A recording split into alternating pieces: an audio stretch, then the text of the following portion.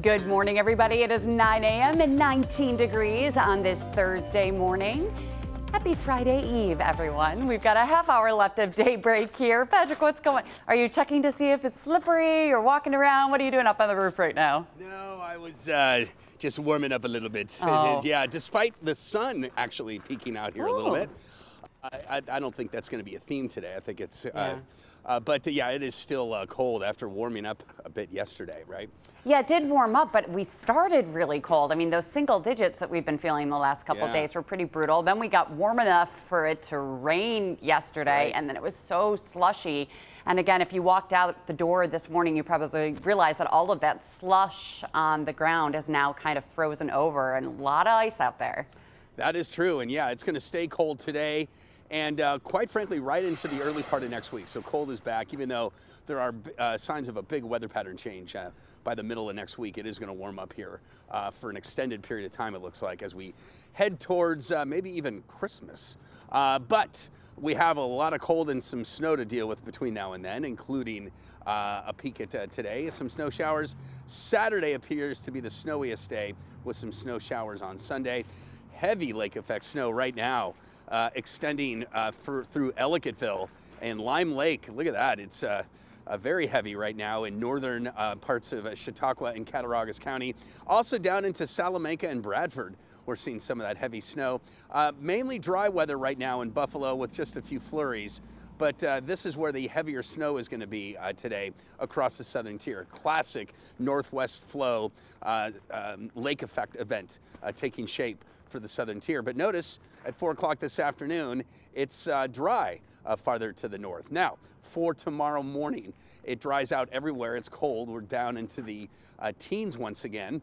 Tomorrow afternoon, temperatures in the upper 20s, but lake snows will develop Friday night and certainly into Saturday. That's why we do have some snow on Saturday, a couple of inches possible as that band of snow sets up over the city in the morning and then drifts south from there during the day. Still cold, very cold on Sunday with highs in the teens to around 20, and there will be some snow showers. Once again, here's that extended outlook.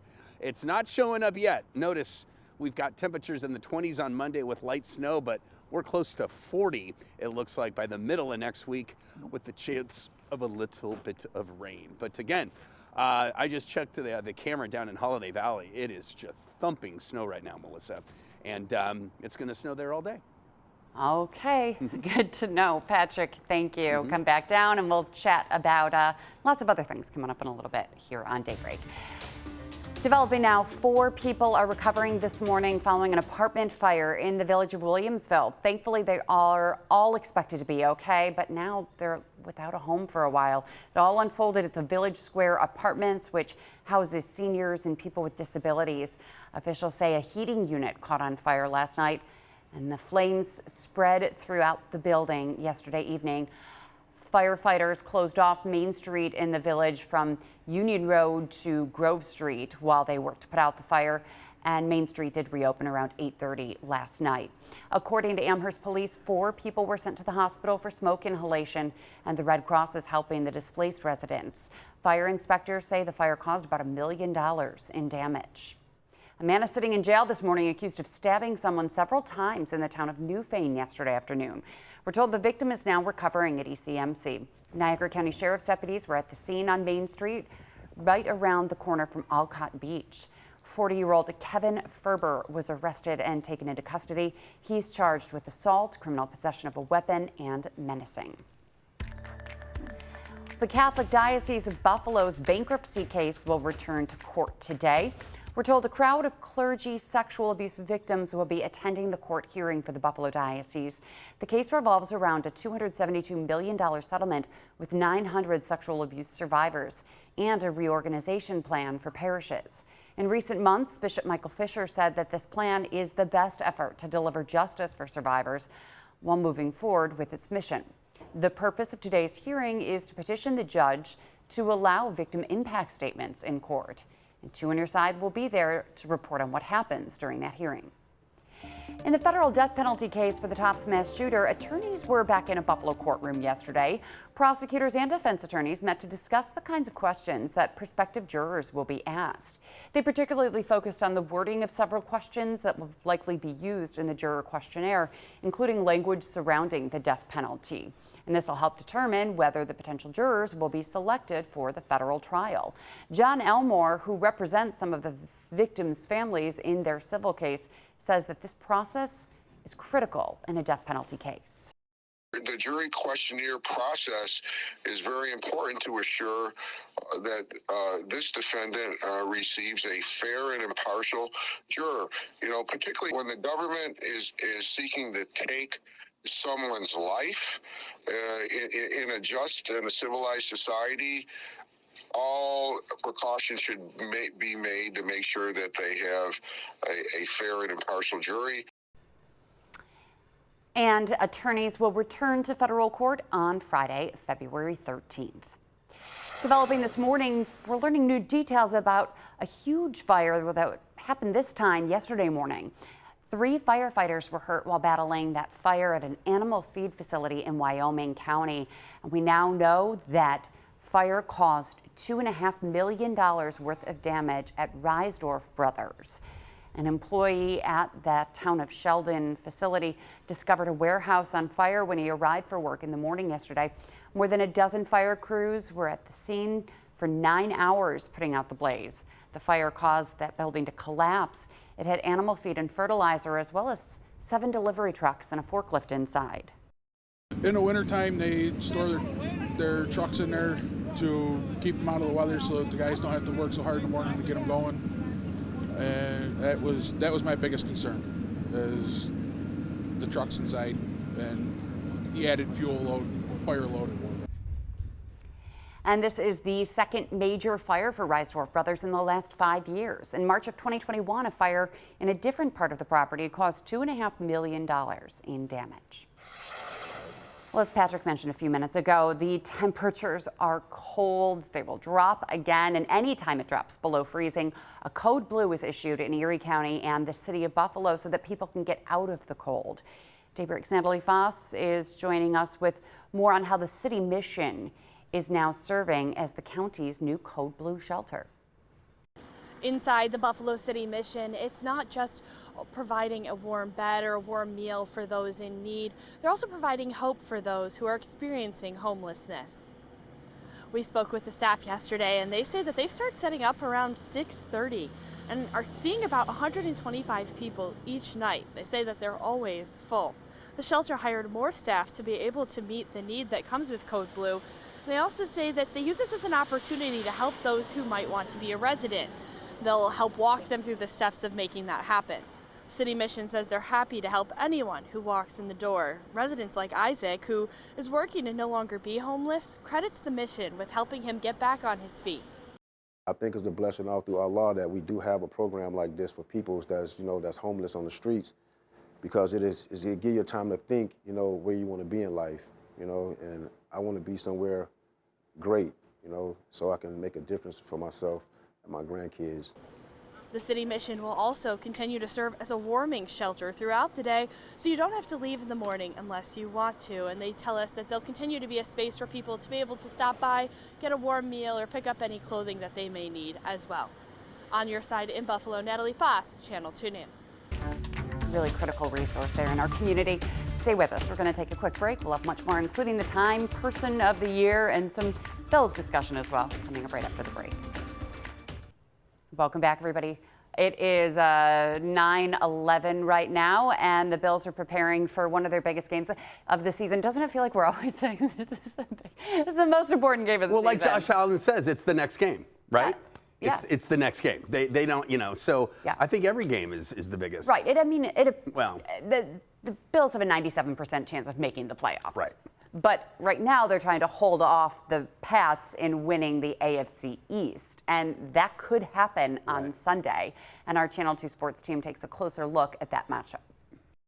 John Scott here with Jonathan Acosta. Bills gearing up for their second time facing the New England Patriots, this time in Foxborough this Sunday. Bills, the 5-time reigning AFC East champions, but a New England win will assure them the division this time of year. Bills falling to New England in Week 5. What are the guys saying about what they're going to take from that loss into this weekend's game? It's interesting how things in the NFL are cyclical, right? Because when the Bills won this division back in 2020, who did they wrestle away the division from? The New England Patriots. And now here we are 5 years later, sort of in a position where it looks like it's the Patriots in a position to sort of take control of the division back. That win against the Bills here in Orchard Park was really the big win for the Patriots in this one. But if you remember, the Bills felt like they lost that game more than the Patriots won it. Sean McDermott saying that the Bills played the game the way the Patriots wanted them to play it.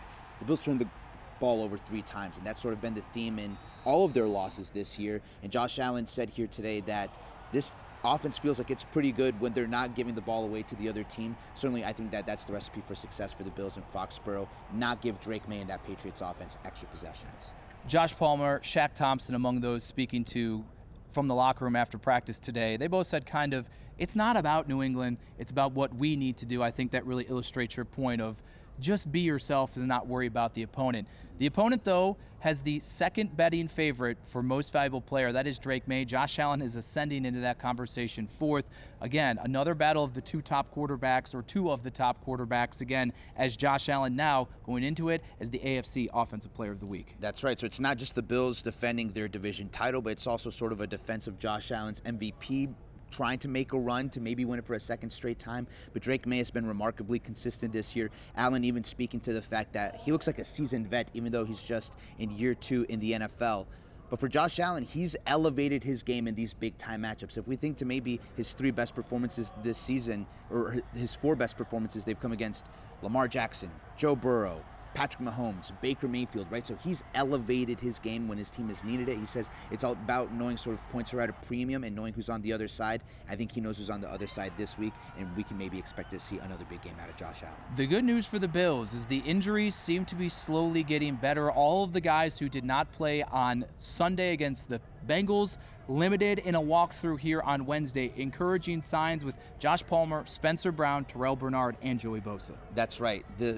This thing about the Bills and being in the wild card spot and everything, really just get into the playoffs, that and be healthy at the right time of year, and that's what seems to be happening with this team. Obviously, you still have a key piece like Ed Oliver still not practicing with the team and everything, but still, you've played these past 2 games without Spencer Brown, a critical piece on that offensive line. You've may do well without him, but going up against this Patriots team, it'd be nice to have him in there. A guy like Joey Bosa, and you talk about getting a pass rush, something that this Bills team didn't really get much of against Joe Burrow. Getting a guy like Bosa back to go and try to attack Drake May, bring him down 1 or 2 times, would be huge for this team, because we saw against Joe Burrow, the lack of a pass rush, they had to sort of blitz Burrow more than they wanted to. It led to the Christian Benford pick, but this team wants to have more options, especially on defense, to attack the quarterback other than just relying on a blitz. Drake May has been sacked 40 times this season, 4 of those by the Bills in that Week 5 earlier matchup. With Jonathan Acosta, I'm John Scott for Channel 2 Sports.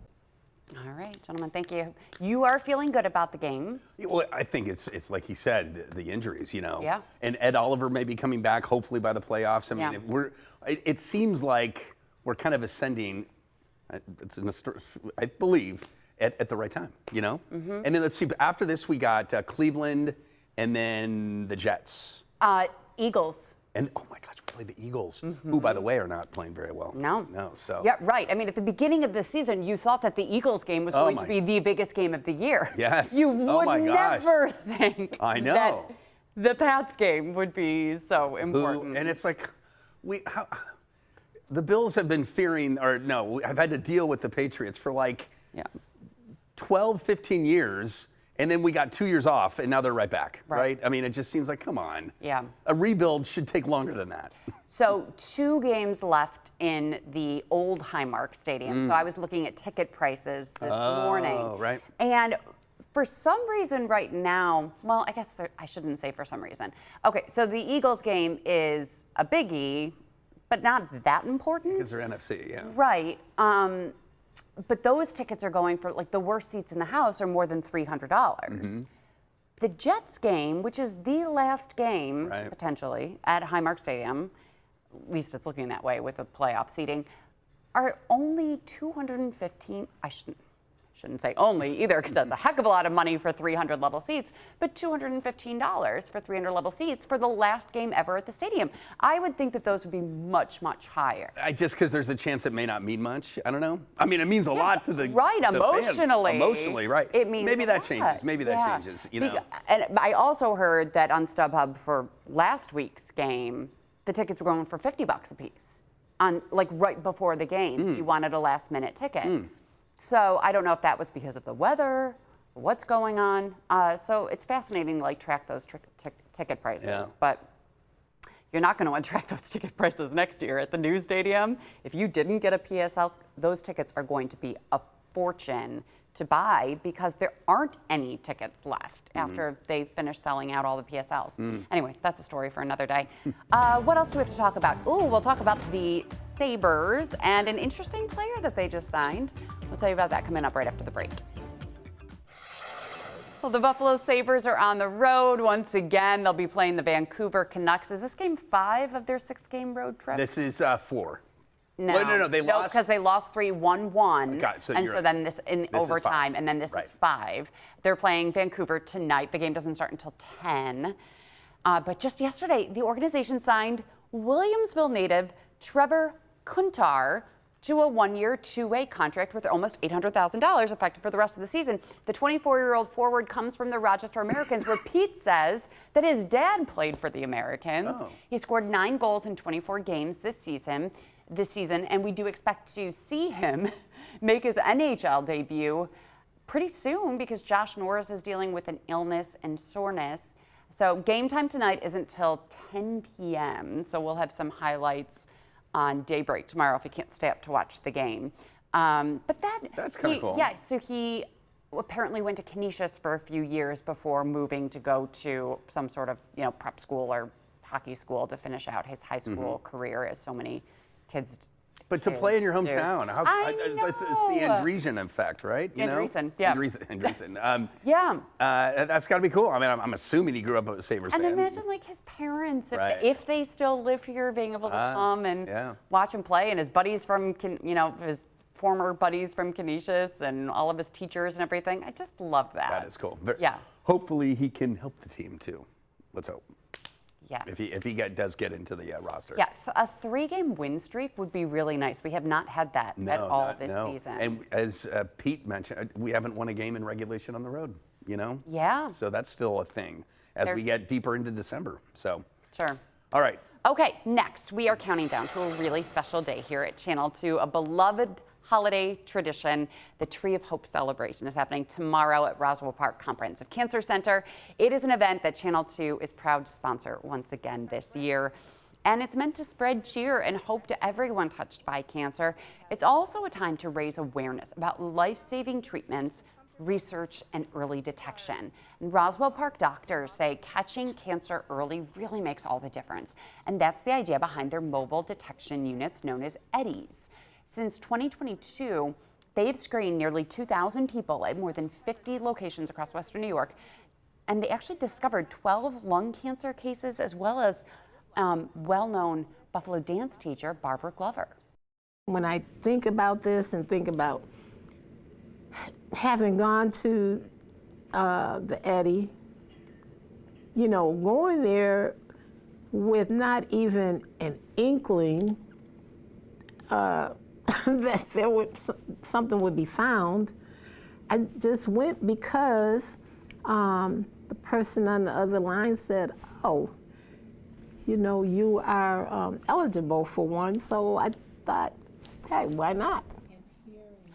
And Mariella Stemler will tell us more about Barbara Glover's journey and who is eligible to get a screening, many free of charge. That's part of our Tree of Hope coverage. We'll have many other stories to share during our 31st annual Tree of Hope celebration tomorrow. Join Scott Levin and me for our special coverage leading up to the tree lighting ceremony, which we will bring you live at 6 o'clock on Channel 2. Our coverage begins first at 4, though, right here on Channel 2 and streaming right here on WGRZ Plus, which you've probably already downloaded on your TV and to watch for free if you're watching us right now. But it really is a special ceremony. I've hosted it for many years, and one of my favorite moments is when all the candles are lit by everyone there at Kaminsky Park, and they hold them up to Roswell, to the windows, to shine these lights in the candles so that those looking down from their windows inside their rooms at Roswell Park can see that everyone there is thinking of them and praying for them and hoping that they have a speedy recovery as they're being treated at Roswell. But it's also a fun night. There's music, there's dancing, Santa is there, there's free hot chocolate and donuts and carriage rides also. So a time to celebrate the season, but also celebrate all of the wonderful things that are happening at Roswell Park. So we hope you'll join us in person or on TV. Okay, finally today. Oh, who is it? Time Magazine named its Person of the Year. I totally understand this. Who's Albert? Albert? No. AI. AI. No, it must Do you be wanna go Andrew, to- Andrew Irving? No. Should you go to ChatGPT to look up what this is? It's the architects of AI. I get it. See the scaffolding. Were you really not sure? Of course, I heard. Oh, you did? It was, yes, I heard. Patrick, I never know with you. AI is just, I cannot believe, and I know we've done stories about this, but it didn't really sink in, is to see what you can put in there, what can come out, and how teachers have to sniff it out for students, writing essays, writing, any kind of research. It's just done for you. Right. It's crazy. Plagiarism is pretty easy in school when you've got ChatGPT and Claude and all of these different AI outlets. Claude? It's another Claude. Okay. CLAUDE. But Time named some of the pioneers of AI, like Sam Altman, who's the CEO of OpenAI, and Jensen Huang, who is the CEO of NVIDIA, named them as, some of the most important people in this AI movement. But yeah, AI is like the new internet. Right. It has to be treated in such a way that you can't ignore it. You just have to find a way to work it into your life, into school, into home, into your business. We hope that there won't be AI bots that will be bringing you the news or the weather, but yeah, people will certainly go to sites to look at the weather just like they do an app. So it's how can we use it in the best way in order to, make our job a little bit easier. It's just fascinating to me. But I do find myself using it more and more and more. Elliot had a question this morning. Is it an app, or what do you do? I've never really used ChatGPT. My wife has shown me.